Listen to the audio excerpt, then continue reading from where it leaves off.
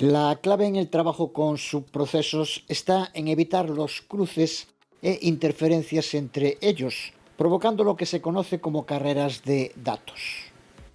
Uno de los modos más sencillos para permitir la lectura y escritura concurrente sin necesidad de sincronizaciones adicionales es con el uso de los denominados tipos atómicos. Un tipo atómico es un tipo de dato que nos garantiza que las operaciones de lectura y escritura sean atómicas, lo que significa que se completen sin interrupciones desde otros subprocesos. Útil en programas en los que varios subprocesos pueden estar accediendo y modificando la misma variable al mismo tiempo. Su mecanismo de funcionamiento se fundamenta en el uso de los denominados cerrojos o bloqueadores sobre la variable, lo que garantiza que ningún otro subproceso pueda acceder a esa variable hasta que se libere el cerrojo.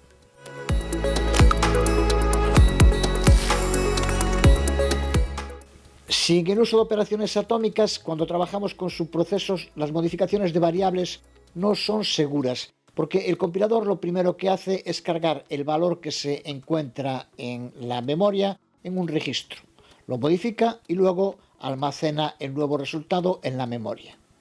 En ese intervalo de tiempo, incluso otros subprocesos pueden acceder también a esa memoria y cargar su valor en un registro diferente para modificarlo, provocando lo que se conoce como carrera de datos.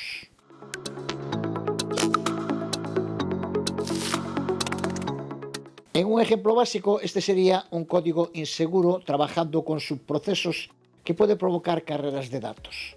Una variable global de tipo int y el operador de incremento aplicado a esa variable global en múltiples subprocesos. La solución más sencilla para una situación como esta es usar un tipo atómico mediante la plantilla de clase stdatomic, que lo convierte en seguro para subprocesos sin necesidad de tener que usar explícitamente ningún mecanismo de sincronización. Este sería el mismo ejemplo de antes usando un int atómico. Observa el uso de la plantilla de clase atomic parametrizada a int. Estos tipos atómicos se definen en el header atomic.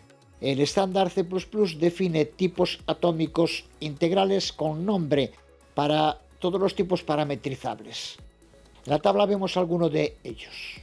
La ventaja de los tipos atómicos es que podemos usarlos sin necesidad de usar explícitamente ningún otro mecanismo de sincronización.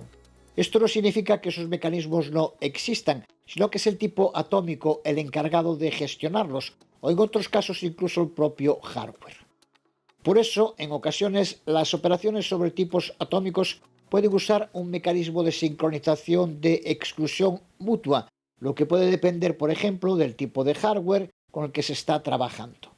Y si contamos con métodos como isLockFree aplicado a un tipo atómico para consultar si admite operaciones sin bloqueo, lo que significa que sus operaciones se llevan a cabo sin ningún mecanismo de sincronización subyacente. Si este método devuelve true, significa que el tipo atómico se implementa de modo seguro vía hardware, a través de instrucciones atómicas del procesador, y no requiere el uso y liberación de cerrojos o bloqueadores.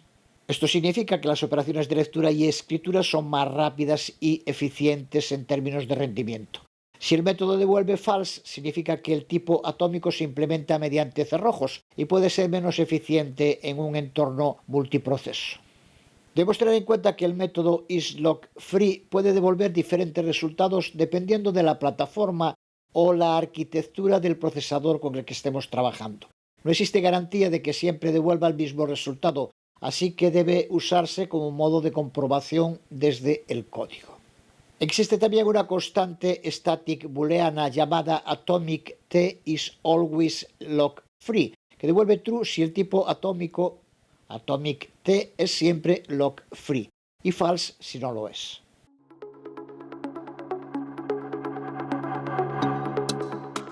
Aunque en la tabla anterior hemos usado solo tipos integrales, la plantilla de clase stdatomic puede ser usada con todos los tipos, no solo con los integrales. Podemos desde luego usar atomic double o atomic float, pero también es posible usarlo con tipos definidos por el usuario, así que en ocasiones atomic mi tipo es posible. pero siempre que la clase miTypo sea trivialmente copiable. Cuando hablamos de tipos trivialmente copiables, nos referimos a aquellos que tienen un tamaño fijo en memoria y que pueden ser copiados mediante una simple asignación de memoria, lo que significa que para copiarlo no necesita llevar a cabo ningún proceso adicional, como puede ser invocar a constructors o destructors o ejecutar operadores de asignación. La mayoría de los tipos fundamentales son trivialmente copiables, aunque no todos. Por ejemplo, el tipo puntero a void no es trivialmente copiable porque no tiene un tamaño fijo en memoria y no se puede copiar mediante una simple asignación de memoria. Pero sí puede haber tipos de datos complejos, como pueden ser structs o clases, que sean trivialmente copiables, siempre que todos sus miembros también lo sean, lo que significa que podemos usarlos con plantillas de clase Atomic. Dependiendo de su tamaño y tipo, pueden requerir o no de otros mecanismos de sincronización. Lo vemos en este primer ejemplo, en el que creamos dos clases, bloqueado y libre. La primera contiene un miembro privado que es de tipo array de ints. La segunda contiene un miembro privado de tipo int. Ambos miembros son trivialmente copiables, lo que hace que sus clases lo sean también. Por eso en main, donde creamos un objeto de cada una de las clases, al pasar a la plantilla de clase isTriviallyCopiable v, pasando como parámetro en cada caso una de las clases, devuelve en los dos casos 1, true. Señalar que isTriviallyCopiable v es una sintaxis abreviada introducida por C++17 que permite acceder al miembro de esa plantilla de clase value, que antes de C++17 tenía que hacerse así, indicando después del nombre de la plantilla y del tipo al que se quiere aplicar, dos veces dos puntos, value. En este caso, aquí sustituyendo t por una de nuestras clases también nos valdría, pero de este modo se simplifica su escritura. Pero como ya dijimos, que podamos aplicar a un tipo aquí a las clases su versión Atomic no garantiza que no estén bloqueados mediante cerrojos del propio programa, aunque los cree el compilador. Para poder saberlo, podemos usar la función del header atomic isLockFree, que de nuevo devuelve un valor booleano true si usa cerrojos o bloqueos programáticos y false si no.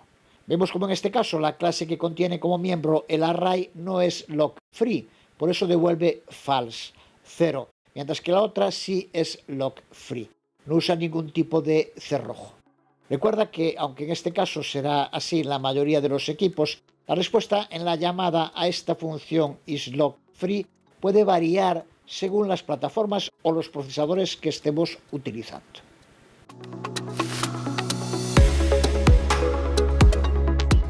Resumiendo lo visto, el modo más sencillo de evitar las interferencias entre subprocesos es mediante el uso de tipos atómicos, cuyo modo de acceso garantiza que no se producirán esas interferencias entre subprocesos.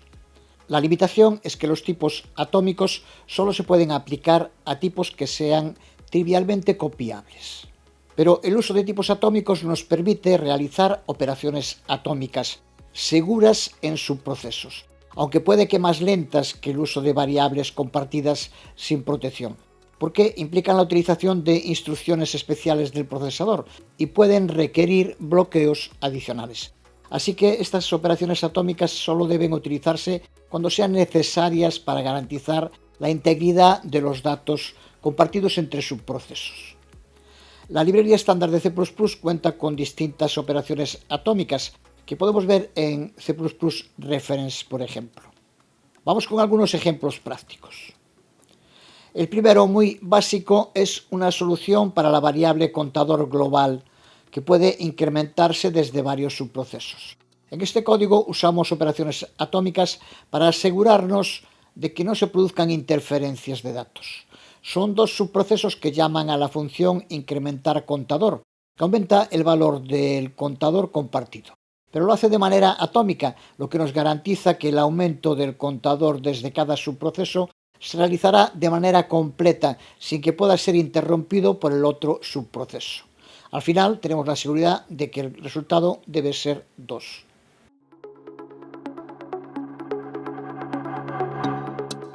Se puede aplicar al número de subprocesos que queramos, como podemos ver en esta otra variante, con 10 subprocesos creados mediante un loop y cuyo resultado tiene que ser obligatoriamente 10, teniendo en cuenta que cada uno de esos 10 incrementos es realizado por un subproceso diferente. Como podemos ver, lo que hacemos es crear un array de tipo std_thread con 10 elementos y con el loop for lanzamos cada uno de esos subprocesos y en su cuerpo hacemos que cada subproceso llame a la función incrementar contador. Luego de nuevo usamos un loop for para que cada subproceso llame a la función join y asegurarnos que haya finalizado.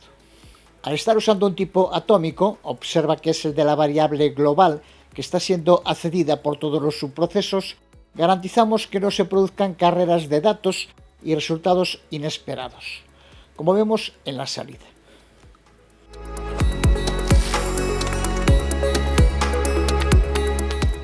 Un segundo ejemplo es con el uso de la operación atómica fetch_add, que es una de esas operaciones de bajo nivel que podemos utilizar para modificar una variable compartida por varios hilos de forma atómica.